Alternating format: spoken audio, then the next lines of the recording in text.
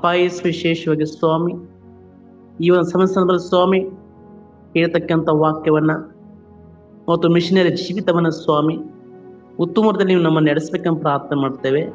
ಇಲ್ಲಿ ಸೇವತಕ್ಕಂಥ ಎಲ್ಲ ದೈವ ಸೇವಕರಿಗೂ ಆತ್ಮಿಕವಾಗ್ತಕ್ಕಂಥ ಮನೋನೇತ್ರಗಳನ್ನ ತೆರೆ ಮಾಡಿ ದೇವ ನಿಮ್ಮ ದಾಸರತಕ್ಕ ನಮಗೂ ಸ್ವಾಮಿ ಪರಲೋಕದ ಸುವರಗಳನ್ನ ಪರಲೋಕದ ಸುಜ್ಞಾನವನ್ನ ಅನುಗ್ರಹಿಸಿಕೊಟ್ಟು ದೇವನಿನ ವಾಕ್ಯನ ತುಂಬದಲ್ಲಿ ಪ್ರಕಟಿಸುವಂತೆಯೂ ಬೋಧಿಸುವಂತೆಯೂ ಉಪದೇಶಿಸುವಂತೆಯೂ ನೀನು ಸಹಾಯವನ್ನು ಮಾಡು ದೇವ. ಈ ವಾಕ್ಯ ಭಾಗವನ್ನ ಆದಿಯಿಂದಲೂ ಅಂತ್ಯದವರೆಗೂ ಮಧ್ಯಸ್ಥನಾಗಿ ನಡೆಸಿಕೊಂಡು ಹೋಗಬೇಕೆಂಬುದಾಗಿ ಯೇಸುವಿನ ಹೆಸರಿನಲ್ಲಿ ಬೇಡಿಕೊಳ್ಳುತ್ತವೆ ಪರಲೋಕದ ತಂದೆ. ಆಮೇನ್ ಆಮೇನ್. ಈ ಒಂದು ಬೆಳಗಿನ ಜಾವದಲ್ಲಿ ಈ ಒಂದು ಜೂಮ್ ಮೂಲಕವಾಗಿ ಆರಾಧನೆ ಸೇರಿರ್ತಕ್ಕಂಥ ಎಲ್ಲ ದೈವ ಸೇವಕರಿಗೂ ಮತ್ತು ದೈವ ಜನರಿಗೂ ಹಾಗೂ ಸಭಾ ಹಿರಿಯರಿಗೂ ಮತ್ತು ಸಭೆಯ ಯೌವನಸ್ಥರಿಗೂ ಯೇಸು ಕ್ರಿಸ್ತನ ಮಧುರವಾದ ನಾಮದಲ್ಲಿ ಈ ಬೆಳಗಿನ ಶುಭೋದಯವನ್ನ ಸಲ್ಲಿಸುವನಾಗಿದ್ದೇನೆ. ಹೀಗೆ ನಾವು ಮಿಷನರಿ ಜೀವಿತವನ್ನ ಧ್ಯಾನ ಮಾಡ್ತಾ ಇದ್ದೇವೆ. ಸಾರ್ ಥಾಮಸ್ ಮೋರ್ ಅಂತಕ್ಕಂಥ ಒಂದು ಮಿಷನರಿ, ಇವರು ಏಪ್ರಿಲ್ 7, 1478 ಜನಿಸಿದರು. ಇವರು ಸಾರ್ ಥಾಮಸ್ ಮೋರ್ ಅವರು 1535 ಮರಣವನ್ನ ಹೊಂದಿದರು. ಇವರು ಸುಮಾರು ಈ ಲೋಕದಲ್ಲಿ 57 ವರ್ಷಗಳ ಕಾಲ ದೇವರಿಗೋಸ್ಕರವಾಗಿ ಜೀವನವನ್ನ ಮಾಡತಕ್ಕಂಥ ವ್ಯಕ್ತಿ ಎಂಬುದಾಗಿ ನಾವು ಭಾವಿಸುತ್ತೇವೆ. ಸಾರ್ ಥಾಮಸ್ ಮೋರ್ ಅವರು ಏಪ್ರಿಲ್ 7, 1478 ಇಂಗ್ಲೆಂಡಿನಲ್ಲಿ ಲಂಡನ್ನಲ್ಲಿ ಜನಿಸಿದರು. ಇವರು ಸೇಂಟ್ ಆಂಥೋನಿ ಶಾಲೆಯಲ್ಲಿ ಅತ್ಯುತ್ತಮ ಶಿಕ್ಷಣವನ್ನ ಪಡೆದರು. ಸಾರ್ ಥಾಮಸ್ ಮೋರ್ ಅವರು ಹೆಚ್ಚಿನ ಒಂದು ವಿದ್ಯಾಭ್ಯಾಸಕ್ಕಾಗಿ ಆಕ್ಸ್ಫರ್ಡ್ ವಿಶ್ವವಿದ್ಯಾಲಯದಲ್ಲಿ ಅಧ್ಯಯನವನ್ನ ಮಾಡಿದರು. ಸಾರ್ ಥಾಮಸ್ ಮೋರ್ ಇವರು ಅನೇಕ ಕ್ರೈಸ್ತ ಸಾಹಿತ್ಯ ತತ್ವಶಾಸ್ತ್ರದ ಬಗ್ಗೆ ಆಳವಾದ ಅಪಾರವಾದ ಪ್ರೀತಿ ಪ್ರೇಮವನ್ನ ಹಂಬಲವನ್ನ ಬೆಳೆಸಿಕೊಂಡಿರ್ತಕ್ಕಂಥ ವ್ಯಕ್ತಿಯಾಗಿದ್ದರು. ಅದೇ ರೀತಿಯಲ್ಲಿ ಈ ಲೋಕಸನ್ನ ನೋಡ್ತಾ ಇದ್ದೇವೆ, ಅನೇಕ ದೈವ ಸೇವಕರು ಕ್ರೈಸ್ತ ಸಾಹಿತ್ಯಗಳನ್ನ ಬರಿತಾ ಇದ್ದಾರೆ. ಆ ಒಂದು ಪ್ರೀತಿಯ ಒಂದು ಪ್ರೇಮ ಬೆಳೆಸಿಕೊಂಡಿದ್ರು. ಅದೇ ರೀತಿಯಲ್ಲಿ ಸೇವಕರತಕ್ಕ ನಾವುಗಳು ಸಹ ಈ ಲೋಕದಲ್ಲಿ ಕ್ರೈಸ್ತ ಸಾಹಿತ್ಯವನ್ನು ಬರೀತಕ್ಕಂಥ ವ್ಯಕ್ತಿಗಳಾಗಬೇಕೆಂಬುದಾಗಿ ನಾನು ಬಯಸುತ್ತೇನೆ. ಸಾರ್ ಥಾಮಸ್ ರವರು ಆರಂಭದಲ್ಲಿ ಪೌರತ್ವಕ್ಕೆ ಸೇರಲು ಹೆಚ್ಚು ಪರಿಗಣಿಸಲಾಯಿತು. ಆದರೆ ಅವರು ಅಂತಿಮವಾಗಿ ಕಾನೂನ ವೃತ್ತಿ ಜೀವನವನ್ನ ಆರಿಸಿಕೊಂಡರು. ಅವರು ಕೊನೆಯದಾಗಿ ಕಾನೂನ ಒಂದು ವೃತ್ತಿ ಜೀವನವನ್ನ ಆರಿಸಿಕೊಂಡರು ಎಂಬುದಾಗಿ ನಾವು ನೋಡ್ತಾ ಇದ್ದೇವೆ. ಆದಾಗ್ಯೂ ಅವರ ನಂಬಿಕೆ ಅವರ ಜೀವನದ ಕೇಂದ್ರ ಬಿಂದು ಆಗಿ ಉಳಿಯಿತು. ಪ್ರತಿಯೊಬ್ಬರ ಮನುಷ್ಯರ ಜೀವಿತದಲ್ಲಿ ನಂಬಿಕೆ ಅಂತಕ್ಕಂಥದ್ದು ನಮ್ಮ ಜೀವನದ ಕೇಂದ್ರ ಬಿಂದು ಆಗಿರಬೇಕು. ನಂಬಿಕೆ ಅಂತಕ್ಕಂಥದ್ದು ಇಲ್ಲದೆ ಹೋದರೆ ಏನು ಮಾಡೋದಕ್ಕೆ ಆಗುವುದಿಲ್ಲ. ಸತ್ಯವೇದ ಭಾಗದಲ್ಲಿ ನೋಡುತ್ತಿರುವಾಗ ಇಬ್ರಿಯರ ಪತ್ರಿಕೆ 11ನೇ ಅಧ್ಯಾಯದ 1-8 ನೋಡುತ್ತಿರುವಾಗ ಅಲ್ಲಿ ಅನೇಕ ದೈವ ಜನರು ನಂಬಿಕೆಯನ್ನ ವ್ಯಕ್ತಪಡಿಸ್ತಾ ಇದ್ದಾರೆ. ಉದಾಹರಣೆ ನೋಡುತ್ತಿರುವಾಗ ಅಬ್ರಾಮನು ದೇವರು ತನ್ನ ಒಬ್ಬ ಮಗನನ್ನೇ ಕೊಟ್ಟನು, ಆ ಒಬ್ಬ ಮಗನನ್ನೇ ನನಗೆ ಸಮರ್ಪಣೆ ಮಾಡ್ಬೇಕೆಂಬುದಾಗಿ ಕೇಳಿಕೊಂಡಾಗ ನಂಬಿಕೆಯಿಂದಲೇ ಆತನು ಸಮರ್ಪಣೆ ಮಾಡ್ತಕ್ಕಂಥದನ್ನ ನಾವು ನೋಡುತ್ತೇವೆ. ಅಂತ ಒಂದು ಸಂಪೂರ್ಣವಾಗ್ತಕ್ಕಂಥ ನಂಬಿಕೆ ಇವರಲ್ಲಿ ಇತ್ತು, ಸಾರ್ ಥಾಮಸ್ ಅವರಲ್ಲಿ ಇತ್ತು. ಅದೇ ರೀತಿಯಲ್ಲಿ ನಮ್ಮ ಜೀವಿತದಲ್ಲಿ ಸಹ ಈ ಲೋಕದಲ್ಲಿ ಬದುಕಿ ಬಾಳುತ್ತಿರುವಾಗ ಅಂತ ಒಂದು ದೃಢವಾದ ನಂಬಿಕೆ, ಸದೃಢವಾದ ನಂಬಿಕೆ, ಒಂದು ಭರವಸೆ ನಮ್ಮಲ್ಲಿ ಇರಬೇಕೆಂಬುದಾಗಿ ಇದರ ಮೂಲಕವಾಗಿ ನಾವು ಪಾಠವನ್ನ ಕಲಿತುಕೊಳ್ಳುತ್ತೇವೆ. ಮತ್ತು ಸಾರ್ ಥಾಮಸ್ ರವರು ಉಪವಾಸ ಮತ್ತು ಪ್ರಾರ್ಥನೆಗಳು ಅವಧಿಯನ್ನ ಒಳಗೊಂಡಂತೆ ಕಟ್ಟುನಿಟ್ಟಾದ ವೈಯಕ್ತಿಕ ಒಂದು ಶಿಸ್ತನ್ನ ಅಭ್ಯಾಸ ಮಾಡಿದರು. ಸಾರ್ ಥಾಮಸ್ ರವರು ತಮ್ಮ ಪ್ರಾರ್ಥನೆ ಮಾಡುತ್ತಿರುವಾಗ ಮತ್ತು ಉಪವಾಸ ಮಾಡುತ್ತಿರುವಾಗ ಅದಕ್ಕೆ ತಕ್ಕಂತ ಕೆಲವು ಸಮಯವನ್ನ ಗೊತ್ತು ಮಾಡಿದರು. ಹಾಗೆ ನಾವು ಸಹ ಈ ಲೋಕದಲ್ಲಿ ಜೀವಿಸುತ್ತಿರುವಾಗ, ಬದುಕಿ ಬಾಳುತ್ತಿರುವಾಗ, ಪ್ರಾರ್ಥನೆಗೆ ಎಂಬುದಾಗಿ ನೋಡ್ತಿರುವಾಗ ಅದಕ್ಕೆ ನಿರ್ದಿಷ್ಟವಾದ ಸಮಯವನ್ನ ನಾವು ಹಾಕ್ಬೇಕು. ನಿರ್ದಿಷ್ಟ ಸಮಯವನ್ನ ಕಟ್ಟುನಿಟ್ಟಾಗಿ ಪಾಲಿಸ್ಬೇಕು. ಅದು ಅವರ ಜೀವನದ ಒಂದು ಶಿಸ್ತನ್ನು ಕಲಿಸುತ್ತದೆ. ಹಾಗೆ ನಾವು ಸಹ ಪ್ರಾರ್ಥನೆ ಮಾಡಬೇಕಾದರೂ ಮತ್ತು ಉಪವಾಸ ಮಾಡಬೇಕಾದ್ರೂ ಅದಕ್ಕೆ ತಕ್ಕಾಗ ಸಮಯವನ್ನ ಸಂದರ್ಭವನ್ನ ಕೊಡಬೇಕು. ಅದು ಶಿಸ್ತುಬದ್ಧವಾಗಿ ಇರಬೇಕು. ಅದು ಜೀವನ ಪರ್ಯಂತವಾಗಿ ನಡೀತಾ ಇರಬೇಕೆಂಬುದಾಗಿ ಇದರ ಮೂಲಕವಾಗಿ ನಾವು ತಿಳ್ಕೊಳ್ಬಹುದಾಗಿದೆ. ಅದೇ ರೀತಿಯಲ್ಲಿ ಸಾರ್ ಥಾಮಸ್ ರವರು ವಕೀಲ, ಸಾರ್ವಜನಿಕ ವ್ಯಕ್ತಿಯಾಗಿ ತನ್ನ ಸಮಗ್ರತೆ, ಬುದ್ಧಿವಂತಿಕೆ, ತೀಕ್ಷ್ಣವಾದ ಬುದ್ಧಿವಂತಿಕೆ ಹೆಸರುವಾಸಿಯಾದರು. ಸಾರ್ ಥಾಮಸ್ ರವರು ಸಾರ್ವಜನಿಕ ವ್ಯಕ್ತಿಯಾಗಿ ಹೆಸರುವಾಸಿಯಾದರು. ಒಂದು ನ್ಯಾಯವನ್ನು ಕೊಡಿಸುವುದರಲ್ಲಿ, ಸತ್ಯಕ್ಕಾಗಿ ಹೋರಾಡುವುದರಲ್ಲಿ, ಧರ್ಮಕ್ಕಾಗಿ ಹೋರಾಡುವುದರಲ್ಲಿ ಈ ಲೋಕದಲ್ಲಿ ಒಬ್ಬ ಹೆಸರುವಾಸಿಯಾಗತಕ್ಕಂಥ ವ್ಯಕ್ತಿ ಅವರಾಗಿದ್ದರು. ಹಾಗೆ ನಾವು ಸಹ ಈ ಲೋಕದಲ್ಲಿ ಬದುಕಿ ಬಾಳುತ್ತಿರುವಾಗ ಸತ್ಯಕ್ಕಾಗಿ ಮತ್ತು ನ್ಯಾಯಕ್ಕಾಗಿ, ಧರ್ಮಕ್ಕಾಗಿ ಹೆಸರುವಾಸಿಯಾಗತಕ್ಕಂಥ ವ್ಯಕ್ತಿಗಳು ನಾವು ಆಗ್ಬೇಕೆಂಬುದಾಗಿ ಇದರ ಮೂಲಕವಾಗಿ ನಾವು ಕಲಿತುಕೊಳ್ಬಹುದು. ನ್ಯಾಯ ಮತ್ತು ಸತ್ಯಕ್ಕೆ ಆಳವಾದ ಬದ್ಧತೆ, ನಂತರ ಅವರ ಒಂದು ರಾಜಕೀಯ ವೃತ್ತಿ ಜೀವನ ಅಂತಿಮ ತ್ಯಾಗವನ್ನ ವ್ಯಾಖ್ಯಾನಿಸಿದರು. ಸಾರ್ ಥಾಮಸ್ ಅವರ ಒಂದು ನ್ಯಾಯಕ್ಕಾಗಿ ಜೀವಿಸಬೇಕು ಎಂಬುದಾಗಿ ಅವರು ವಕೀಲ ವೃತ್ತಿಯನ್ನು ಏನ್ ಮಾಡ್ತಾರೆ, ಸ್ವೀಕಾರವನ್ನ ಮಾಡ್ತಾರೆ. ಸತ್ಯ ಅಂತಕ್ಕಂಥದ್ದನ್ನು ನಾವು ನಮ್ಮ ಜೀವನದಲ್ಲಿ ಇರಬೇಕು, ಲೋಕಕ್ಕೆ ಸಾರಲ್ಪಡಬೇಕಂತಕ್ಕಂಥ ಒಂದು ಅವರ ಜೀವನದ ಒಂದು ಬಾಧ್ಯತೆ ಆಗಿದೆ. ಹಾಗೆ ನಾವು ಸಹ ಈ ಲೋಕ ಜೀವಿಸ್ತಿರುವಾಗ ಸತ್ಯ ಅಂತಕ್ಕಂಥ ಸಾರಲ್ಪಡ್ಬೇಕಂತಕ್ಕಂಥ ಒಂದು ಬಾಧ್ಯತೆ ಎಲ್ಲಾ ದೈವ ಸೇವಕರಿಗೂ ಇರಬೇಕು. ಅದು ನಾಮಚಾರಕವಾಗಿರಬಾರ್ದು, ಸಂಪೂರ್ಣವಾಗಿ ಮನಸ್ಪೂರ್ವಕವಾಗಿ ದೇವರ ಸ್ವಾರ್ಥ ಹೇಗಾದರೂ ನಾವು ಸಾರಲ್ಪಡಬೇಕಂತಕ್ಕಂಥ ಒಂದು ಮನಸ್ಸು ಎಲ್ಲರಲ್ಲಿ ಹುಟ್ಟಿ ಬರಬೇಕೆಂಬುದಾಗಿ ಇದ್ರ ಮೂಲಕವಾಗಿ ನಾವು ತಿಳ್ಕೊಳ್ತೇವೆ. ಮತ್ತು ಹೆನ್ರಿ 8ರ ಒಂದು ಆಳ್ವಿಕೆಯಲ್ಲಿ ಇಂಗ್ಲೆಂಡಿನ ಸಭೆಯ ರಾಜಪ್ರಭುತ್ವದಿಂದ ತೀವ್ರ ಹಸ್ತಕ್ಷೇಪವನ್ನ ಎದುರಿಸಿದ್ರು. ಅಲ್ಲಿ ಆಳ್ವಿಕೆ ಮಾಡತಕ್ಕಂಥ ಹೆನ್ರಿ 8ನೇ ಒಂದು ಆಳ್ವಿಕೆಯಲ್ಲಿ ಇಂಗ್ಲೆಂಡಿನಲ್ಲಿ ಆ ಒಂದು ರಾಜಕೀಯ ವ್ಯಕ್ತಿಯಿಂದ ಸಭೆಗೆ ಏನಾಗುತ್ತಂದ್ರೆ ಅನೇಕ ಸಮಸ್ಯೆಗಳ ಉಂಟಾಗ್ತಕ್ಕಂಥದ್ದನ್ನ ನೋಡ್ತೇವೆ. ಅದು ಆಧ್ಯಾತ್ಮಿಕ ಸಮಗ್ರತೆಯನ್ನ ಅಡ್ಡಿಪಡಿಸಿತು. ರಾಜಕೀಯದಿಂದ ಕೆಲವು ಕಾನೂನುಗಳು ರೂಪುಗೊಂಡಾಗ ಆ ರೂಪಣೆ ಇರತಕ್ಕಂಥ ಒಂದು ಕಾನೂನುಗಳು ಕೆಲವು ಸಭೆಗಳಿಗೆ ಬಹಳ ಅಡ್ಡಿಪಡಿಸಿತ್ತು. ಆಧ್ಯಾತ್ಮಿಕ ಜೀವನ ನಡೆಸುವುದಕ್ಕೆ ಕುಂದುಕೊರತೆ ಉಂಟಾಗಿತ್ತು ಎಂಬುದಾಗಿ ನಾವು ನೋಡ್ತಿದ್ದೇವೆ. ಆಗ ಅನೇಕ ಸಭಾಪಾಲಕರು ಮೌನವಾಗಿದ್ದರು. ಆ ಸಂದರ್ಭದಲ್ಲಿ ಆಧ್ಯಾತ್ಮಿಕ ವಿರುದ್ಧವಾಗಿರ್ತಕ್ಕಂಥ ಕಾನೂನುಗಳು ರೂಪುಗೊಂಡಾಗ ಅನೇಕ ದೈವ ಸೇವಕರು ಮೌನವಾಗಿಯೇ ಇದ್ದರು ಎಂಬುದಾಗಿ ನಾವು ನೋಡ್ತೇವೆ. ಆದರೆ ಸಾರ್ ಥಾಮಸ್ ರವರು ದೃಢವಾಗಿ ನಿಂತುಕೊಂಡರು ಎಂಬುದನ್ನು ನೋಡುತ್ತಾರೆ.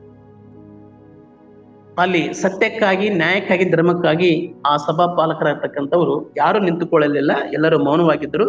ಆದರೆ ಮಿಷನರಿ ಆಗಿರ್ತಕ್ಕಂಥ ಸಾರ್ ಥಾಮಸ್ ರವರು ಆ ಒಂದು ವಿಷಯದಲ್ಲಿ ದೃಢವಾಗಿ ನಿಂತರು ಎಂಬುದಾಗಿ ನಾವು ನೋಡ್ತೇವೆ. ಆಳವಾದ ದೃಢ ನಿಶ್ಚಯ ಮತ್ತು ದೈವ ವ್ಯಕ್ತಿಯಾಗಿದ್ದರು. ಇವರು ದೈವ ಭಕ್ತಿ ಬಹಳ ಅಪಾರವಾಗಿ ಇವರಲ್ಲಿತ್ತು ಎಂಬುದಾಗಿ ನೋಡ್ತೇವೆ. ಅದೇ ರೀತಿಯಲ್ಲಿ ನಾವು ಸಹ ಲೋಕ ಜೀವಿತಿರುವಾಗ ದೇವರ ಭಕ್ತಿ ಅಂತಕ್ಕಂಥದ್ದು ಅಪಾರವಾದ ರೀತಿಯಲ್ಲಿ ನಾವು ಬೆಳೆಸಿಕೊಳ್ಬೇಕು. ಮತ್ತು ಶಿಸ್ತಿನ ಮನೆಯಲ್ಲಿ ಬೆಳೆಯತಕ್ಕಂಥ ವ್ಯಕ್ತಿ ಇವರಾಗಿದ್ದರು. ಸಾರ್ ಥಾಮಸ್ ರವರು ಒಂದು ತಂದೆಯವರು ನ್ಯಾಯಾಧೀಶರಾಗಿದ್ದರು ಎಂಬುದಾಗಿ ನೋಡ್ತೇವೆ. ಸಾರ್ ಥಾಮಸ್ ರವರು ತಂದೆಯವರು ನ್ಯಾಯಾಧೀಶರಾಗಿರೋದ್ರಿಂದ ಅವರ ಮಗನಾಗ್ತಕ್ಕಂಥ ಸಾರ್ ಥಾಮಸ್ ರವರು ಸಹ ವಕೀಲ ವೃತ್ತಿಯನ್ನ ಅವರು ಆರಿಸಿಕೊಂಡರು, ನೇಮಕ ಮಾಡಿಕೊಂಡರು, ಆ ಒಂದು ಕೆಲಸ ಕಾರ್ಯವನ್ನ ಮಾಡಿದ್ರು ಎಂಬುದಾಗಿ ನೋಡುತ್ತೇವೆ. ಆ ರೀತಿಯಲ್ಲಿ ನಾವು ಸಹ ಈ ಲೋಕದಲ್ಲಿ ನ್ಯಾಯಕ್ಕಾಗಿ ಜೀವಿಸಬೇಕೆಂಬುದಾಗಿ ದೇವರು ಕರ್ತರು. ದೇವರ ಒಂದು ಅವರು ಕಾರ್ತೋಸಿಯನ್ ಮಿಷನರಿನಲ್ಲಿ 4 ವರ್ಷಗಳ ಕಾಲ ನಂಬಿಕೆ ಗ್ರಂಥವನ್ನು ಅಧ್ಯಯನ ಮಾಡಿದರು. ದೈವಶಾಸ್ತ್ರ ಅಂತಕ್ಕಂಥದ್ದನ್ನ 4 ವರ್ಷಗಳ ಕಾಲ ಅವ್ರು ಏನ್ ಮಾಡ್ತಾರೆ, ವಿದ್ಯಾಭ್ಯಾಸವನ್ನ ಮಾಡ್ತಾರೆ. ದೈವಶಾಸ್ತ್ರವನ್ನ ಅವರ ಪರಿಣಿತಿಯನ್ನ ಓದುತ್ತಾರೆ ಸಾರ್ ಥಾಮಸ್ ರವರು. ಮತ್ತು ದೇವರ ಕರೆಯನ್ನು ಸ್ಪಷ್ಟವಾಗಿ ಗ್ರಹಿಸಿದ ನಂತರವೇ ದೇವರಿಗೆ ಸಂಪೂರ್ಣವಾಗಿ ತಮ್ಮನ್ನು ತಾವು ತೊಡಗಿಸಿಕೊಳ್ಳಲು ಆರಿಸಿಕೊಂಡರು. ದೇವರ ಕರೆ ಸಂಪೂರ್ಣವಾಗಿ ಅವರು ತಮ್ಮನ್ನು ತಾವು ಏನ್ ಮಾಡಿದಂದ್ರೆ ಆರಿಸಿಕೊಂಡ್ರು. ಹಾಗೆ ನಮ್ಮ ಜೀವನ ಸಹ ದೇವರ ಕರೆ ಏನಿದೆ ಅಂತಕ್ಕಂಥದ್ದನ್ನ ನಮ್ಮನ್ನು ನಾವು ಸಹ ತಿಳ್ಕೊಳ್ಬೇಕು. ದೇವರ ಕರೆಗೆ ಹೂಗೊಟ್ಟು ಆ ದೇವರ ಕೆಲಸ ಕಾರ್ಯವನ್ನ ಮಾಡ್ತಕ್ಕಂಥವ್ರು, ನೆರವೇರಿಸ್ತಕ್ಕಂಥವ್ರು ನಾವು ಆಗ್ಬೇಕೆಂಬುದಾಗಿ ಸತ್ಯದ ಭಾಗ ಹೇಳಲ್ಪಡ್ತದೆ ಮತ್ತು ಮಿಷನರಿ ಒಂದು ಜೀವನ ಮೂಲಕವಾಗಿ ನಮಗೆ ಸಾಬೀತುಪಡಿಸ್ತಾ ಇದೆ. ಸಮಾಜದಲ್ಲಿ ಉನ್ನತಿಯನ್ನ ಹೊಂದಿದರು. ಸಮಾಜದಲ್ಲಿ ಸಾರ್ ಥಾಮಸ್ ರವರು ಉನ್ನತವಾದ ಒಂದು ಸ್ಥಿತಿಯನ್ನ ಅವರು ಹೊಂದಿದರು. ಹಾಗೆ ನಾವು ಸಹ ಈ ಲೋಕದಲ್ಲಿ ಸಮಾಜದಲ್ಲಿ ಸತ್ಯಕ್ಕಾಗಿ, ನ್ಯಾಯಕ್ಕಾಗಿ, ಧರ್ಮಕ್ಕಾಗಿ ಉನ್ನತವಾದ ಸ್ಥಿತಿಯನ್ನ ಪಡೆದತಕ್ಕಂಥವ್ರು ನಾವು ಆಗಬೇಕು. ಉನ್ನತವಾದ ಸ್ಥಿತಿಯಲ್ಲಿ ಅನೇಕ ಜನರನ್ನ ತರಬೇಕೆಂಬುದಾಗಿ ನಮ್ಮ ಉದ್ದೇಶ ಇರಬೇಕು. ಮತ್ತು ರಾಜ್ ಹೆನ್ರಿ ಎಂಟರ ಒಂದು ಆಪ್ತ ಸ್ನೇಹಿತರಾಗಿದ್ದರು. ಸಾರ್ ಥಾಮಸ್ ರವರು ಈ ರಾಜ್ ಹೆನ್ರಿ ಅವರಂತಕ್ಕಂಥವರು ಒಂದು ಅಲ್ಲಿ ಬಹಳ ಸ್ನೇಹಿತರಾಗಿದ್ದಾರೆ ಎಂಬುದನ್ನು ನೋಡ್ತಾ ಇದ್ದೇವೆ. ಇಲ್ಲಿ ಮೊದಲು ಏನಾಗಿತ್ತಂದ್ರೆ ವಿರೋಧವಾಗಿದ್ದರು. ಯಾಕೆಂದ್ರೆ ಸಭೆಯ ವಿಷಯವಾಗಿ, ಆಧ್ಯಾತ್ಮಿಕ ಸಭೆಯ ವಿಷಯವಾಗಿ ಕೆಲವು ರಾಜಕೀಯ ಒಂದು ಕಾನೂನುಗಳನ್ನು ರೂಪುಗೊಂಡಾಗ ಅದು ಆಧ್ಯಾತ್ಮಿಕವಾಗಿ ಅಡ್ಡಿಪಡಿಸ್ತಿತ್ತು. ಆ ಸಂದರ್ಭದಲ್ಲಿ ಸಾರ್ ಥಾಮಸ್ ರವರು ಅವ್ರ ವಿರುದ್ಧವಾಗಿ ಏನಾಗಿದ್ದರು, ವಿರೋಧಿಯಾಗಿದ್ದರು. ಆದ್ರೆ ಈ ಸಂದರ್ಭದಲ್ಲಿ ಏನಾಗುತ್ತದೆ, ಅವರ ಸ್ನೇಹಿತರಾಗಿದ್ದಾರೆ ಎಂಬುದಾಗಿ ನೋಡುತ್ತೇವೆ. ಅದೇ ರೀತಿಯಲ್ಲಿ ಸತ್ಯವೇದ ಭಾಗದಲ್ಲಿ ಸಹ ನೋಡುತ್ತಿರುವಾಗ ಯೇಸು ಕ್ರಿಸ್ತನ ವಿಷಯವಾಗಿ, ಯೇಸು ಕ್ರಿಸ್ತನ ನ್ಯಾಯ ನಿರ್ಮಾಣ ಮಾಡತಕ್ಕಂಥ ವಿಚಾರವಾಗಿ ರಾಜನರ್ತಕ್ಕಂಥ ಹೆರೋದ ರಾಜನು ಮತ್ತು ಪಿಲಾತ ರಾಜನು ಏನಾದರೂ ಎಂಬುದನ್ನು ನೋಡ್ತಿರುವಾಗ ಸ್ನೇಹಿತರಾದರು ಎಂಬುದಾಗಿ ನೋಡ್ತಾ ಇದೆ. ಆ ವಾಕ್ಯಕ್ಕೂ ಮತ್ತು ಇಲ್ಲಿಗೆ ನಾವು ಕನೆಕ್ಟ್ ಮಾಡ್ತಿರುವಾಗ ಒಂದಾನೊಂದು ಟೈಮಲ್ಲಿ ಹೆರೋದ ರಾಜ, ಪಿಲಾತ ರಾಜ ವೈರಿಗಳಾಗಿದ್ದರು. ಯೇಸು ಕ್ರಿಸ್ತ ನ್ಯಾಯ ತೀರ್ಪಣೆ ಮಾಡ್ತಿರುವಾಗ, ಯೇಸು ಕ್ರಿಸ್ತ ಒಬ್ಬ ಅಪರಾಧಿ ಎಂಬುದಾಗಿ ತೀರ್ಪು ಮಾಡ್ತಿರುವಾಗ ಇಬ್ಬರ ರಾಜರು ಏನಾದರೂ ಸ್ನೇಹಿತರಾದರು ಎಂಬುದಾಗಿ ನೋಡ್ತೀವಿ. ಅದೇ ರೀತಿಯಲ್ಲಿ ಸಹ ನಾವು ಈ ಲೋಕದಲ್ಲಿ ಸ್ನೇಹಿತರಾಗಿ ಜೀವಿಸಬೇಕು. ಎಲ್ಲರೊಟ್ಟಿಗೆ ಸ್ನೇಹ ಅಂತಕ್ಕಂಥದ್ದು ಬಹಳ ಇಂಪಾರ್ಟೆಂಟ್ ಪಾಯಿಂಟ್. ಅದು ನಮ್ಮ ಜೀವಿತದಲ್ಲಿ ಇರಬೇಕು. ಅದು ನಮ್ಮ ವೈಯಕ್ತಿಕ ಜೀವನ ನಡೆಸ್ಕೊಂಡು ಹೋಗ್ಬೇಕು. ಮತ್ತು ಇವರ ಆಧ್ಯಾತ್ಮಿಕ ಒಂದು ಜೀವನ ಶಿಸ್ತಿನಲ್ಲಿ ಬಹಳ ಬೇರೂರಿದ್ದರು. ಎಲ್ಲಾ ದೈವ ಸೇವಕರು, ಎಲ್ಲಾ ದೈವ ಜನರು, ಎಲ್ಲಾ ದೈವ ಯೌನಸ್ಥರು, ಎಲ್ಲಾ ದೈವ ಮಕ್ಕಳು ಆಧ್ಯಾತ್ಮಿಕ ರೀತಿಯಲ್ಲಿ ಬಹಳ ಬೇರೂರಿದೆ. ಒಂದು ಗಿಡ ಬೆಳೆದ ನಂತರ ಅದು ಬೇರು ಭೂಮಿ ಒಳಗೆ ಬಿಡ್ತದೆ. ಅದು ಆಳವಾದ ರೀತಿಯಲ್ಲಿ ಬೇರುಗಳನ್ನು ಬಿಟ್ಟಾಗ ಸದೃಢವಾಗಿ ಆ ಗಿಡ ನಿಲ್ಲುತ್ತದೆ. ಹಾಗೆ ನಾವು ದೇವರ ಆಧ್ಯಾತ್ಮಿಕ ಜೀವಿತದಲ್ಲಿ ಆಳವಾಗಿ ಧ್ಯಾನ ಮಾಡಿದಾಗ, ಆಳವಾಗಿ ಜೀವಿಸಿದಾಗ, ಆಳವಾಗಿ ಅದನ್ನ ಅನುಭವಿಸಿದಾಗ ಆಧ್ಯಾತ್ಮಿಕ ರೀತಿಯಲ್ಲಿ ನಾವು ಬೇರುವುದಕ್ಕೆ ಸಾಧ್ಯವಾಗುತ್ತೆ. ಸಾರ್ ಥಾಮಸ್ ರವರು ರಾತ್ರಿ 4ರಿಂದ 5 ಗಂಟೆಗಳ ಕಾಲ ಮಾತ್ರ ಅವರು ಮಲಗಿದರು ಎಂಬುದಾಗಿ ನೋಡ್ತಾ ಇದ್ದೇವೆ. ನೋಡ್ರಿ, 4ರಿಂದ 5 ಗಂಟೆಗಳ ಕಾಲ ಮಾತ್ರ ಅವರು ಮಲಗ್ತಾ ಇದ್ದಾರೆ. ಉಳಿದಿರ್ತಕ್ಕಂಥ ಸಮಯವನ್ನು ಹೆಚ್ಚಿನ ರೀತಿಯಲ್ಲಿ ಸತ್ಯವೇದವನ್ನು ಓದುವುದಕ್ಕೋಸ್ಕರವಾಗಿ, ಪ್ರಾರ್ಥನೆ ಮಾಡೋದಕ್ಕೋಸ್ಕರವಾಗಿ ಮೀಸಲಾಗಿಟ್ಟಿದ್ರು. ನಾವು ವೈಜ್ಞಾನಿಕ ರೀತಿಯಲ್ಲಿ ನೋಡ್ತಿರುವಾಗ 8 ತಾಸುಗಳ ಕಾಲ ಮಲಗಬೇಕು. 8 ತಾಸುಗಳ ಮಲಗದೇ ಇದ್ದರೆ ನಮಗೆ ಅನಾರೋಗ್ಯ ಉಂಟಾಗ್ತದೆ ಎಂಬುದಾಗಿ ವೈಜ್ಞಾನಿಕವಾಗಿ ತಿಳಿಸಲ್ಪಡ್ತಾ ಇದೆ. ಆದರೆ ಸಾರ್ ಥಾಮಸ್ ರವರು 4ರಿಂದ 5 ಗಂಟೆಗಳ ಕಾಲ ಮಾತ್ರ ಮಲಗ್ತಾ ಇದ್ದರು. ಮತ್ತು ಉಳಿದ ಸಮಯವನ್ನು ಮಾಡೋದಕ್ಕೋಸ್ಕರವಾಗಿ, ಸತ್ಯವೇದವನ್ನು ಓದೋಗೋಸ್ಕರವಾಗಿ ಮೀಸಲಾಗಿಟ್ಟಿದ್ದಾರೆ ಎಂಬುದನ್ನು ನೋಡ್ತಾ ಇದ್ದೇವೆ. ಆದರೆ ಅವರಿಗೆ ಆರೋಗ್ಯ ಕೆಡಲಿಲ್ವಾ? ಅವರು ದೇವರ ಮೇಲೆ ಅಷ್ಟು ಅಪಾರವಾಗ್ತಕ್ಕಂಥ ಭಕ್ತಿಯನ್ನ, ನಂಬಿಕೆ ಇಟ್ಟಿರ್ತಕ್ಕಂಥ ವ್ಯಕ್ತಿ ಆಗಿದ್ದರು. ಮತ್ತು ಬೇರೆ ಬೇರೆ ಸಮಯದಲ್ಲಿ ಸಹ ಅವರು ವಿಶ್ರಾಂತಿನ ತೆಗೆದುಕೊಳ್ತಾರೆ, ಗೊತ್ತಿಲ್ಲ. ಹಾಗೆ ನಾವು ಸಹ ದೇವರಿಗೆ ಸಂಪೂರ್ಣವಾಗಿ ಒಪ್ಪಿಸಿಕೊಟ್ಟಾಗ ನಾವು 24 ಗಂಟೆಗಳಲ್ಲಿ ಅನೇಕ 12 ಗಂಟೆಗಳ ಕಾಲ ನಾವು ರಾತ್ರಿ ಸಮಯ ನಿದ್ದೆ ಮಾಡಿ, ಮತ್ತು ಇನ್ನು ಉಳಿತಕ್ಕಂಥ ಕಾಲವನ್ನ ಕೆಲಸ ಕಾರ್ಯಗಳನ್ನ ಮಾಡಿ, ಇನ್ನು ಉಳಿತಕ್ಕಂಥ ಕಾಲವನ್ನ ನಾವು ದೇವರ ಒಂದು ಪ್ರಾರ್ಥನೆ ಮಾಡೋದಕ್ಕೋಸ್ಕರವಾಗಿ, ದೇವರ ವಾಕ್ಯ ಓದೋಸ್ಕರವಾಗಿ ಮೀಸಲಿಡ್ತಕ್ಕಂಥದ್ದು ನಮ್ಮ ಆದ್ಯ ಕರ್ತವ್ಯವಾಗಿದೆ. ಇಡ್ಲೇಬೇಕು. ನಾವೇನೇ ಕಾರ್ಯ ಮಾಡಿದ್ರು ಸಹ ಪ್ರಾರ್ಥನೆ ಮಾಡಲಿಲ್ಲ ವ್ಯರ್ಥವಾಗ್ತದೆ. ನಾವೇನೇ ಕಾರ್ಯ ಮಾಡಿದ್ರು ಸಹ ದೇವರ ವಾಕ್ಯ ಓದಿಲ್ಲ ಅಂತಂದ್ರೆ ಅದು ವ್ಯರ್ಥವಾಗ್ತದೆ. ಹಾಗಾಗಿ ನಾವು ದೇವರ ವಾಕ್ಯವನ್ನು ಧ್ಯಾನ ಮಾಡತಕ್ಕಂಥದ್ದು ಆಗ್ಬೇಕು. ಸಾರ್ ಥಾಮಸ್ ಅವರ ಜೀವನ ಸರಳವಾಗಿ ಬದುಕ್ತಾ ಇದ್ದಾರೆ ಎಂಬುದಾಗಿ ನಾವು ನೋಡ್ತಾ ಇದ್ದೇವೆ. ಆದ್ರೆ ನಾವು ಈ ಲೋಕದ ಜೀವನ ಮಾಡ್ತಿರುವಾಗ ಕೆಲವರು ತಮ್ಮ ಜೀವಿತವನ್ನು ತಾವು ಕಠಿಣವನ್ನಾಗಿ ತೆಗೆದುಕೊಳ್ಳುತ್ತಾರೆ. ಸರಳವಾದ ಜೀವನ, ನಂಬಿಕೆಯಿಂದ, ನೀತಿವಂತನ ನಂಬಿಕೆಯಿಂದ ಬದುಕುವಂತ ಒಂದು ವಾಕ್ಯ. ಈ ವಾಕ್ಯದ ಆಧಾರ ಮೇಲೆ ಎಲ್ಲಾ ದೈವ ಸೇವಕರು, ದೈವ ಜನರು ಸರಳವಾದ ರೀತಿಯಲ್ಲಿ ಬದುಕಿ ಬಾಳಬೇಕು ಈ ಲೋಕದಲ್ಲಿ ಎಂಬತಕ್ಕಂಥದ್ದನ್ನ ನಾವು ಅರಿತುಕೊಳ್ಬೇಕು. ಮತ್ತು ಸಾರ್ ಥಾಮಸ್ ರವರು ಬಡವರಿಗೆ ಸಹಾಯವನ್ನು ಮಾಡ್ತಾ ಇದ್ರು. ಬಡಬಗ್ಗರಿಗೆ ಸಹಾಯವನ್ನು ಮಾಡ್ತಾ ಇದ್ರು. ಸತ್ಯವಾದ ಭಾಗಗಳಲ್ಲಿ ಪಡ್ತದೆ, ವಿಧವೆಯರಿಗೆ ಸಹಾಯವನ್ನು ಮಾಡಿರಿ ಎಂಬುದಾಗಿ, ರೋಗಿಗಳನ್ನ ಸಂತೈಸಿರಿ ಎಂಬುದಾಗಿ, ಆ ರೀತಿನೇ ನಾವು ಸಹ ಈ ಲೋಕದಲ್ಲಿ ಬಡವರಿಗೆ ಸಹಾಯವನ್ನು ಮಾಡತಕ್ಕಂಥವ್ರಾಗಬೇಕು. ಕೆಲವರು ಸಹಾಯವನ್ನು ಮಾಡದೇ ಇದ್ದರೆ ಅದು ವ್ಯರ್ಥವಾಗ್ತದೆ.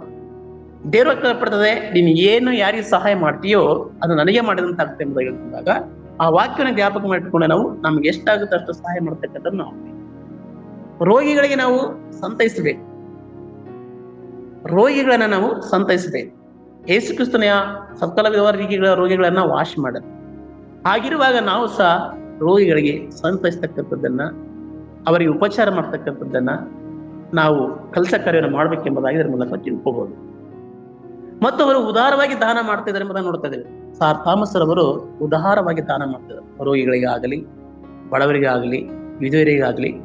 ಆ ಒಂದು ಕೆಲಸ ಕಾರ್ಯವನ್ನ, ಆ ಒಂದು ಭಾವನೆಯನ್ನ, ಆ ಒಂದು ಒಳ್ಳೆ ಮನಸ್ಸನ್ನ ನಮ್ಮಲ್ಲಿ ಸಹ ಇರಬೇಕು, ನಮ್ಮ ಕ್ರೈಸ್ತರಲ್ಲಿ ಸಹ ಇರ್ಬೇಕಂತಕ್ಕಂಥದ್ದನ್ನ ನಾವು ತಿಳ್ಕೊಳ್ಬೇಕು. ಮತ್ತು ಸಾರ್ ಥಾಮಸ್ ರವರು ಹೆನ್ರಿ ಎರಡನೇ ಬಾರಿಗೆ ಮದುವೆಯಾಗಲು ಪ್ರಯತ್ನಿಸಿದಾಗ ಅವರು ತನ್ನನ್ನು ತಾನು ಚರ್ಚಿನ ಮುಖ್ಯಸ್ಥನೆಂದು ಘೋಷಿಸಿಕೊಂಡರು. ಮತ್ತು ಸಾರ್ ಥಾಮಸ್ ಮೂರ್ ಅವರು ಧೈರ್ಯದಿಂದ ಅವರ ವಿರುದ್ಧ ಎದ್ದು ನಿಂತು ರಾಜನ ಆಧ್ಯಾತ್ಮಿಕ ಧಿಕ್ಕಾರವನ್ನು ಅನುಭವಿಸಲು ನಿರಾಕರಿಸಿದರು. ಇಲ್ಲಿ ಕೆಲವು ವಿಷಯಗಳನ್ನ ವಿರುದ್ಧವಾಗಿ ಮಾತಾಡ್ತಾರೆ ಒಬ್ಬ ರಾಜ. ಆ ವಿರುದ್ಧವಾಗಿ ಮಾತಾಡ್ತಕ್ಕಂಥ ಒಂದು ಮಾತುಗಳಿಗೆ ಸಾರ್ ಥಾಮಸ್ ರವರು ಅನುಮತಿ ಕೊಡಲ್ಲ, ಅದಕ್ಕೆ ಧಿಕ್ಕಾರವನ್ನು ಮಾಡುತ್ತಾರೆ. ನ್ಯಾಯ ನ್ಯಾಯನೇ, ಅನ್ಯಾಯ ಅನ್ಯಾಯನೇ, ಧರ್ಮ ಧರ್ಮನೇ, ಅಧರ್ಮ ಅಧರ್ಮನೇ, ಸತ್ಯ ಸತ್ಯನೇ, ಸುಳ್ಳು ಸುಳ್ಳನೇ ಎಂಬುದಾಗಿ ಇಲ್ಲಿ ಏನ್ ಮಾಡ್ತಾರೆ, ಅವ್ರಿಗೆ ವಿರುದ್ಧವಾಗಿ ಏನ್ ಮಾಡ್ತಾರೆ, ಘೋಷಣೆ ಮಾಡ್ತಕ್ಕಂಥದನ್ನ, ಧಿಕ್ಕಾರ ಮಾಡ್ತಕ್ಕಂಥದನ್ನ ನಾವು ನೋಡ್ತೇವೆ. ನಾವು ಇದರಿಂದ ಕಲ್ತ್ಕೊಳ್ಳೋದೇನೆಂದ್ರೆ, ಸಾರ್ ಥಾಮಸ್ ರವರು ಸತ್ಯಕ್ಕಾಗಿ ಹೋರಾಟ ಮಾಡಿದರು, ನ್ಯಾಯಕ್ಕಾಗಿ ಹೋರಾಟ ಮಾಡಿದರು, ಧರ್ಮಕ್ಕಾಗಿ ಹೋರಾಟ ಮಾಡಿದರು. ಅದೇ ರೀತಿ ನಾವು ಸಹ ಸತ್ಯಕ್ಕಾಗಿ, ನ್ಯಾಯಕ್ಕಾಗಿ, ಧರ್ಮಕ್ಕಾಗಿ ಹೋರಾಟ ಮಾಡತಕ್ಕಂಥ ದೈವ ಜನರು, ದೈವ ಸೇವಕರು ನಾವು ಆಗಬೇಕೆಂಬುದಾಗಿ ಇದರಿಂದ ಕಲ್ತಿಕೊಳ್ಬಹುದಾಗಿ. ಮತ್ತು ಸಾರ್ ಥಾಮಸ್ ರವರು ಅವರ ಒಂದು ಹೇಳಿದ ರೂಲ್ಸ್ ರೆಗ್ಯುಲೇಷನ್ಗೆ ಮದುವೆಯಾಗಿರ್ತಕ್ಕಂಥ ಒಂದು ಕಾರಣಕ್ಕೋಸ್ಕರವಾಗಿ ಅವ್ರು ಏನ್ ಮಾಡ್ತಾರೆ ಅಂದ್ರೆ, ಅಂತಿಮವಾಗಿ ರಾಜೀನಾಮೆ ಕೊಡ್ತಾರೆ ಮತ್ತು ಜೈಲಿನಲ್ಲಿ ಇರಿಸಲ್ಪಡ್ತಾರೆ. ನಾವು ಈ ಲೋಕದಲ್ಲಿ ಸತ್ಯಕ್ಕೆ ವಿರುದ್ಧವಾಗಿ ಜೀವನ ಮಾಡಿದ್ರೆ ಅನೇಕ ಜನರಲ್ಲಿ ಯುವಕರು ಬದುಕ್ತಾರೆ. ಸತ್ಯಕ್ಕಾಗಿ ನಾವು ಜೀವನ ಮಾಡಿದ್ರೆ ನಾವು ಕೆಲವು ವರ್ಷಗಳ ಕಾಲ ಮಾತ್ರ ಜೀವಿಸ್ತೇವೆ, ಯಾಕಂದ್ರೆ ಈ ಲೋಕ ನಮ್ಮನ್ನು ಸಹಿಸ್ತದೆ. ಯಾರು ಒಳ್ಳೇದು ಮಾಡ್ತಾರೋ ಅವರು ಈ ಲೋಕದಲ್ಲಿ ಸ್ವಲ್ಪ ದಿನಗಳ ಕಾಲ ಬದುಕಿ ಬಾಳ್ತಾರೆ. ಯಾರು ಕೆಟ್ಟದ್ದು ಮಾಡ್ತಾರೋ ಅವ್ರು ಈ ಲೋಕದಲ್ಲಿ ಬಹುದಿನಗಳ ಕಾಲ ಅವ್ರಿಗೆ ಬದುಕುವಂತ ಅವಕಾಶವನ್ನ ಈ ಲೋಕ ದೊರಕಿಸಿಕೊಡ್ತದೆ. ಆದ್ರೆ ನಾವು ಆಧ್ಯಾತ್ಮಿಕವಾಗಿ ಜೀವಿಸ್ತಿರುವುದರಿಂದ, ಸತ್ಯಕ್ಕಾಗಿ ಓಡೋದ್ರಿಂದ, ಧರ್ಮಕ್ಕಾಗಿ ಓಡೋದ್ರಿಂದ, ನ್ಯಾಯಕ್ಕಾಗಿ ಹೋರಾಡ್ತಕ್ಕಂಥ ಅವ್ರು ನಾವಾಗಿರೋದ್ರಿಂದ ನಮ್ಮನ್ನು ಈ ಲೋಕ ಸಹಿಸುವುದಿಲ್ಲ. ಸಾರ್ ಥಾಮಸ್ ಅವರು ಸತ್ಯಕ್ಕಾಗಿ ತನ್ನ ಅಚಲ ಒಂದು ನಿಲುವಿಗಾಗಿ ಶಿರಚ್ಛೇದನ ಮಾಡಲಾಯಿತು. ಸತ್ಯವನ್ನೇ ಅವರು ಜೀವಿಸ್ತಾರೆ, ಸತ್ಯವನ್ನೇ ಅನುಸರಿಸಿದರು. ಅದಕ್ಕೋಸ್ಕರವಾಗಿ ಅವರನ್ನ ಕೊನೆಯದಾಗಿ ಶಿರಚ್ಛೇದನ ಮಾಡಲಾಗ್ತದೆ. 1535 ಅವರ ಶಿರಚ್ಛೇದನವನ್ನ ಮಾಡಲಾಗ್ತದೆ. ಅದೇ ರೀತಿಯಲ್ಲಿ ನಾವು ಸತ್ಯವಾದ ಬಾಧಲು ನೋಡ್ತಿರುವಾಗ ಸಹ ಯೇಸು ಕ್ರಿಸ್ತನ ಶಿಷ್ಯರಿಗೂ ಸಹ ಏನಾಯ್ತು, ಶಿರಚ್ಛೇದನ ಮಾಡಲಾಯಿತು. ಹಾಗೆ ಇಂಥ ಒಂದು ಸಮಯ ಸಂದರ್ಭಗಳು ಸಹ ಎಲ್ಲ ದೈವ ಸೇವಕರಿಗೂ ಬರುವಂತಹ ಸಮಯ ಸಂದರ್ಭಗಳು ಇರುತ್ತವೆ. ಅದಕ್ಕೂ ಸಹ ನಾವು ಎದುರ್ತಕ್ಕಂಥ ಅವಶ್ಯಕತೆ ಇಲ್ಲ ಎಂಬುದಾಗಿ ದೇವರ ವಾಕ್ಯ. ಸಾರ್ ಥಾಮಸ್ ರವರು ಯಾವ ರೀತಿಯಲ್ಲಿ ಧೈರ್ಯದಿಂದ ಜೀವಿಸಿದರೋ ಆ ರೀತಿಯಲ್ಲಿ ಸಹ ನಾವು ಧೈರ್ಯದಿಂದ ಜೀವಿಸ್ತಕ್ಕಂಥವ್ರಾಗಬೇಕು. ದೇವರ ವಾಕ್ಯ ಹೇಳ್ಪಡ್ತದೆ, ಅಪೊಸ್ತಲನಾದ ಪೌಲನು ಹೇಳ್ತಾ ಇದ್ದಾನೆ, ದೇವರು ನಮಗೆ ಕೊಡ್ತಕ್ಕಂಥ ಧೈರ್ಯ ಧೈರ್ಯದ ಆತ್ಮ ಹೊರತು ಏಡಿತನದ ಆತ್ಮ ಅಲ್ಲ ಎಂಬುದಾಗಿ. ಆ ರೀತಿಯಲ್ಲಿ ನಾವು ದೇವರ ಸೇವೆ ಮಾಡ್ತಕ್ಕಂಥ ಸಂದರ್ಭದಲ್ಲಿ ಧೈರ್ಯವಾಗಿರ್ಬೇಕು. ಅದು ಏನೋ ಆಗಿದ್ರು ಸಹ ದೇವರನ್ನು ನೋಡ್ಕೊಳ್ತಿರ್ತಕ್ಕಂಥ ಒಂದು ಭರವಸೆ ನಂಬಿಕೆ ನಮ್ಮಲ್ಲಿ ಇರಬೇಕು. ಮತ್ತು ಸಾರ್ ಥಾಮಸ್ ಅವರು ನಿಜವಾದ ಒಂದು ನಂಬಿಕೆ ಕೆಟ್ಟದಕ್ಕೆ ಸಹಾಯ ಮಾಡೋದಿಲ್ಲ. ಈ ಲೋಕದಲ್ಲಿ ನಿಜವಾಗಿ ಯಾರು ಬದುಕಿ ಬಾಳ್ತಾರೋ ಅವರು ಕೆಟ್ಟದಕ್ಕೆ ಸಹಾಯ ಮಾಡ್ತಾರೆ, ಆದ್ರೆ ಸುಳ್ಳು ನಂಬಿಕೆ ಕೆಟ್ಟದಕ್ಕೆ ಸಹಾಯ ಮಾಡ್ತದೆ. ಸತ್ಯವಾಗಿ ಯಾರು ನಡೀತಾರೋ ಅವ್ರಿಗೆ ಯಾರು ಸಹಾಯ ಮಾಡಲ್ಲ, ಯಾರು ಸುಳ್ಳು ಹೇಳ್ತಾರೋ ಅವ್ರಿಗೆ ಅನೇಕ ಜನ ಸಹಾಯ ಮಾಡ್ತಾರೆ. ಈ ರೀತಿಯಲ್ಲಿ ಮನೋಭಾವನೆ ಈ ಲೋಕದಲ್ಲಿ ಇದೆ. ಪ್ರಿಯರೇ, ನೀವು ಕೆಟ್ಟದ್ದನ್ನು ವಿರೋಧಿಸಿ ನ್ಯಾಯವನ್ನು ಹಿಡಿತೀರಾ? ಪ್ರಶ್ನೆ ಏನಕ್ಕೆ ಕೇಳ್ತಿದ್ದಾರೆ, ಅದೇ ರೀತಿಯಲ್ಲಿ ಸಾರ್ ಥಾಮಸ್ ರವರು ಹಾಗೆ ನಾವು ಸಹ ಈ ಲೋಕದಲ್ಲಿ ನೋಡ್ತಿರುವಾಗ, ದೇವರ ವಾಕ್ಯದಲ್ಲಿ ನೋಡ್ತಿರುವಾಗ, ಮೀಕಿನ ಬರೆದ ಪ್ರವಾದನ ಗ್ರಂಥದಲ್ಲಿ 6ನೇ ಅಧ್ಯಾಯ 8ನೇ ವಚನದಲ್ಲಿ ಹೇಳಲ್ಪಡುತ್ತದೆ, ನ್ಯಾಯವನ್ನು ಆಚರಿಸು ಎಂಬುದಾಗಿ, ಕರುಣೆಯಲ್ಲಿ ಆಸಕ್ತಿಯನ್ನಾಗಿರಿ ಎಂಬುದಾಗಿ, ಮೂರನೇದಾಗಿ ನಮ್ರತೆಯಿಂದ ದೇವರಲ್ಲಿ ನಡ್ಕೊಳ್ಳು ಎಂಬುದಾಗಿ. ದೇವರಿಗೆ ನಮ್ರತೆಯಿಂದ ನಡ್ಕೊಳ್ಳಿ. ಈ ಮೂರು ನೀನು ನಡ್ಕೊಂಡ್ರೆ ಸಾಕು, ಬೇರೆ ಏನೂ ಬೇಡ, ನಿನ್ನಿಂದ ನಾನು ಬಯಸುವುದಿಲ್ಲ ಎಂಬುದಾಗಿ ದೇವರು. ಅದೇ ರೀತಿಯಲ್ಲಿ ಇಲ್ಲಿ ಸಹ ಏನ್ ಮಾಡ್ತಾ ಇದ್ದಾರೆ, ಸಾರ್ ಥಾಮಸ್ ಅವರು ಸಹ ನ್ಯಾಯಕ್ಕಾಗಿ ನೀವು ಜೀವಿಸಿದೆ ಎಂಬುದಾಗಿ ನಮ್ಮನ್ನ ಪ್ರಚೋದನೆ ಮಾಡ್ತಾರೆ, ನಮ್ಮನ್ನ ಪ್ರೇರೇಪಣೆ ಮಾಡ್ತಾ ಇದ್ದಾರೆ. ನಾವು ನ್ಯಾಯವನ್ನು ಆಚರಿಸ್ತಕ್ಕಂಥದ್ದು ನಾವು ಆಗ್ಬೇಕು. ಇಲ್ಲಿ ಮತ್ತಾಯ ಬರೆಸುವಲ್ಲಿ ಹೇಳಲ್ಪಡ್ತದೆ 10:22 ನನ್ನ ಹೆಸರಿನ ನಿಮಿತ್ತ ನಿಮ್ಮನ್ನು ಎಲ್ಲರೂ ಹಾಗೆ ಮಾಡುವರು. ಯೇಸು ಕ್ರಿಸ್ತನ ಹೆಸರಿನ ನಿಮಿತ್ತವಾಗಿ ಈ ಲೋಕ ನಮ್ಮೆಲ್ಲರನ್ನ ಹಾಗೆ ಮಾಡ್ತಾ ಇದೆ. ಆದ್ರೆ ದೇವರು ವಾಕ್ಯ ಹೇಳ್ಪಡ್ತದೆ, ಯಾರು ನಿಮ್ಮನ್ನು ಹಾಗೆ ಮಾಡ್ತಾರೋ ಅವರಿಗೆ ನೀವು ಊಟ ಕೊಡಿರಿ, ಅವರಿಗೆ ನೀರು ಕೊಡಿರಿ, ವೈರಿಗಳ ನೀವು ಪ್ರೀತಿಸಿರಿ ಎಂಬುದಾಗಿ. ಹೀಗೆ ದೇವರು ವಾಕ್ಯ ಹೇಳ್ತಿರುವಾಗ ನಿಜವಾಗಲೂ ನಮ್ಮನ್ನು ಯಾರು ವೈರಿಗಳನ್ನಾಗಿ ನೋಡ್ತಾರೋ ನಾವು ಅವರನ್ನ ನಾವು ಸ್ನೇಹಿತರನ್ನಾಗಿ ಪ್ರೀತಿಸ್ತಕ್ಕಂಥ ನಾವು ಆಗ್ಬೇಕೆಂಬುದಾಗಿ ಸತ್ಯದ ಭಾಗದಿಂದ ನಾವು ಕಲಿತುಕೊಳ್ಳುವ. ಅದೇ ರೀತಿಯಲ್ಲಿ ಈ ಲೋಕದಲ್ಲಿ ನಾವು ಸತ್ಯಕ್ಕಾಗಿ ಬದುಕಿ ಬಾಳಬೇಕಾದ್ರೆ ಈ ಲೋಕದ ಒಂದು ಕಿರುಕುಳ, ಸೈತಾನದ ಕಿರುಕುಳ ತುಂಬಾ ಇರುತ್ತದೆ ನಮಗೆ. ಆದ್ರೆ ದೇವರು ಕೇಳ್ಪಡ್ತದೆ, ಕಡೆಯವರೆಗೂ ತಾಳಿಕೊಳ್ಳುವ ಲಕ್ಷಣ ಎಂಬುದಾಗಿ. ಈ ಲೋಕದ ಸೈತಾನದ ಕಿರುಕುಳ ಬರಲಿ, ಈ ಲೋಕದ ಜನರ ಕಿರುಕುಳ ಬರಲಿ, ಈ ಲೋಕದ ಸಮಾಜದಿಂದ ಕಿರುಕುಳ ಬರಲಿ, ಅವೆಲ್ಲವನ್ನ ತಾಳ್ಕೊಳ್ಬೇಕು, ಅವೆಲ್ಲವನ್ನ ಸಹಿಸ್ಕೊಳ್ಬೇಕು, ನಾವು ಅವೆಲ್ಲವನ್ನ ಜಯಿಸ್ಬೇಕು. ನಾವು ಕಡೆಯ ತನಕ, ಇಡೀ ನಮ್ಮ ಜೀವನ ಪರ್ಯಂತ ತನಕ, ಇಡೀ ನಮ್ಮ ಜೀವನದ ಕೊನೆ ಉಸಿರು ಹೋಗೋ ತನಕ ತಾಳಿಕೊಂಡು ಜೀವಿಸ್ಬೇಕೆಂಬ ದೇವರು ಕೇಳ್ಕೊಳ್ತಾರೆ. ಅದಕ್ಕೆ ಸಲ್ಮಾನ್ ರಾಜನಿಗೆ ಶೇಬದ ರಾಣಿ ಹೇಳ್ತಾಳೆ, ಏನ್ ಹೇಳ್ತಾರೆ ಅಂದ್ರೆ,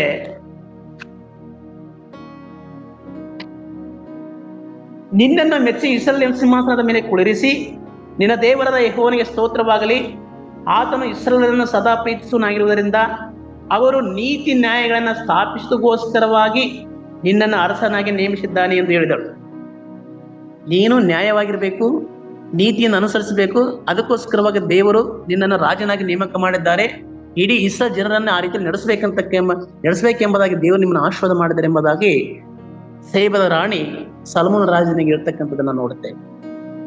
ಈ ರೀತಿಯಲ್ಲಿ ನಾವಿಲ್ಲಿ ತಿಳ್ಕೊಳ್ಳೋದೇನೆಂದ್ರೆ, ದೈವದ ಸೇವರ್ತಕ್ಕ ನಾವುಗಳು, ದೈವರ ಮಕ್ಕಳತಕ್ಕ ನಾವುಗಳು ಈ ಲೋಕದಲ್ಲಿ ನ್ಯಾಯವಾಗಿ, ಧರ್ಮವಾಗಿ, ಸತ್ಯಕ್ಕಾಗಿ ಜೀವಿಸಬೇಕೆಂಬುದಾಗಿ ಇದರ ಅರ್ಥ. ಇದನ್ನ ನಾವು ಹೇಳೋದು ಮಾತ್ರ ಅಲ್ಲ, ಇದನ್ನ ನಮ್ಮ ನಿಜ ಜೀವನದಲ್ಲಿ ಪಾಲಿಸುವುದು ದಟ್ ಇಸ್ ಮೋಸ್ಟ್ ಇಂಪಾರ್ಟೆಂಟ್. ದೇವರ ವಾಕ್ಯವನ್ನು ಆಶೀರ್ವಾದ ಮಾಡಲಿ. ಪ್ರಾರ್ಥನೆ ಮಾಡಿಕೊಳ್ಳೋಣ. ಕೃಪೆಯಲ್ಲಿ ಐಶ್ವರ್ಯಭರಿತನಾದ ದೇವನೇ, ನಾಮಕ್ಕೆ ಕೋಟೆಯನ್ನು ಕೊಡಿ ಸ್ತುತಿಸುವುದನ್ನು ಸಲ್ಲಿಸ್ತೇವೆ. ಅಪಾಯಸ್ ವಿಶೇಷವಾಗಿ ಸ್ವಾಮಿ, ಈ ದಿನದಲ್ಲಿ ಧ್ಯಾನವನ್ನು ಮಾಡ್ತಿರುವಾಗ ಸ್ವಾಮಿ, ಸಾರ್ ಥಾಮಸ್ ಮೋರ್ ಅವರ ಒಂದು ಜೀವಿತವನ್ನ, ಅವರ ಒಂದು ಧೈರ್ಯವನ್ನ, ಅವರ ಸತ್ಯವನ್ನ, ನ್ಯಾಯಕ್ಕಾಗಿ ಧರ್ಮಕ್ಕಾಗಿ ಜೀವಿಸ್ತಕ್ಕಂಥ ಒಂದು ನಿಜ ಸ್ಥಿತಿಯನ್ನ ಸ್ವಾಮಿ ಎಲ್ಲ ದೈವ ಸೇವಕರ್ತಕ್ಕಂಥ ನಾವುಗಳು, ಎಲ್ಲ ದೈವ ಜನ ಸ್ವಾಮಿ ಕೇಳಿದ್ದೇವೆ. ಅದೇ ರೀತಿ ಸಹ ಈ ಲೋಕಲು ಬದುಕಿ ಬಾಳ್ಬೇಕಂತಕ್ಕಂಥ ಒಂದು ಆತ್ಮ ಪ್ರೇರೇಪಣೆ ಉಂಟು ಮಾಡ್ಕೊಂಡು ಪ್ರಾರ್ಥನೆ ಮಾಡ್ತಾ ಇದ್ದಾರೆ ಸ್ವಾಮಿ. ದೇವರೇ, ದೇವರ ವಾಕ್ಯವನ್ನು ಹೇಳೋದು ಮಾತ್ರವಲ್ಲ, ಇತಿಹಾಸದ ಮಿಷನರಿ ಜೀವಿತವನ್ನು ಹೇಳೋದು ಮಾತ್ರವಲ್ಲ, ಅದು ನಮ್ಮ ದಿನನಿತ್ಯ ಜೀವನದಲ್ಲಿ ಎಲ್ಲಾ ದೈವ ಸೇವಕರು, ಎಲ್ಲಾ ದೈವ ಜನರು ಕೈಗೊಂಡು ನಡೆಯುವುದು ಮುಖ್ಯ ಎಂಬುದಾಗಿ ನಮ್ಮನ್ನು ನಾವು ಅರಿತುಕೊಳ್ಳುವಂತೆಯೂ ನಮ್ಮ ಆತ್ಮನ ಪ್ರೇರೇಪಣೆ ಮೂಲಕ ಪ್ರಾರ್ಥನೆ ಮಾಡ್ತೇವೆ. ದೇವ, ನಮ್ಮ ಕಲ್ವಾರ್ ಚಾಪಲ್ ಸಂಸ್ಥೆಯ ಮುಖ್ಯಸ್ಥರಾಗತಕ್ಕಂಥ ಪಾಸ್ಟರ್ ಗುಣಶೇಖರ್ ಅಂಕಲ್ ಅವರನ್ನ ಮತ್ತು ಉಪನಿರ್ದೇಶಕರಾಗತಕ್ಕಂಥ ಪಾಸ್ಟರ್ ಏಂದ್ರಿ ಅವರನ್ನ ಮತ್ತು ನಮ್ಮ ಕಲ್ವಾರ್ ಚಾಪಲ್ ಇರ್ತಕ್ಕಂಥ ಎಲ್ಲ ದೈವ ಸೇವಕರನ್ನ ಮತ್ತು ಕಲ್ವಾರ್ ಚಾಪಲ್ ಇರ್ತಕ್ಕಂಥ ಎಲ್ಲ ಹಾಸ್ಟೆಲ್ ಮಕ್ಕಳನ್ನ, ಎಲ್ಲ ವಾರ್ಡನ್ಸ್ಗಳನ್ನ ದೇವರೇ ನೀವು ಆಶೀರ್ವದಿಸಿರಿ, ಬಲಪಡಿಸಿರಿ, ಕೃಪೆಯನ್ನು ತುಂಬಿಸಿ ನಡೆಸಿರಿ. ಸಾರ್ ಥಾಮಸ್ ಅವರ ಜೀವಿತದ ಒಂದು ಸತ್ಯಕ್ಕಾಗಿ, ನ್ಯಾಯಕ್ಕಾಗಿ, ಧರ್ಮಕ್ಕಾಗಿ ಜೀವಿಸಿದರು. ಅದೇ ರೀತಿಯ ಸ್ವಾಮಿ ಎಲ್ಲಾ ಕ್ರೈಸ್ತ ಜನರು ಸಹ ಹಾಗೆ ನಡೆಯುವಂತೆಯೂ, ಹಾಗೆ ನುಡಿಯುವಂತೆಯೂ, ಹಾಗೆ ಬದುಕಿ ಬಾಳುವಂತೆಯೂ, ಹಾಗೆ ತಮ್ಮ ಸಾಕ್ಷಿಯನ್ನು ಕಾಪಾಡಿಕೊಳ್ಳುವಂತೆಯೂ ನೀನು ಸಹಾಯ ಮಾಡಬೇಕೆಂಬುದಾಗಿ ನಮ್ಮ ಕರ್ತನು, ಒಡೆಯನು, ರಕ್ಷಕನು ಮತ್ತು ಕುಮಾರನಾಗಿರ್ತಕ್ಕಂಥ ಪ್ರಭು ಯೇಸು ಕ್ರಿಸ್ತನ ಮುದ್ದಾದ ನಾಮದಲ್ಲಿ ಬೇಡಿಕೊಳ್ಳುತ್ತವೆ ಪರಲೋಕದ ತಂದೆ. ಆಮೇನ್.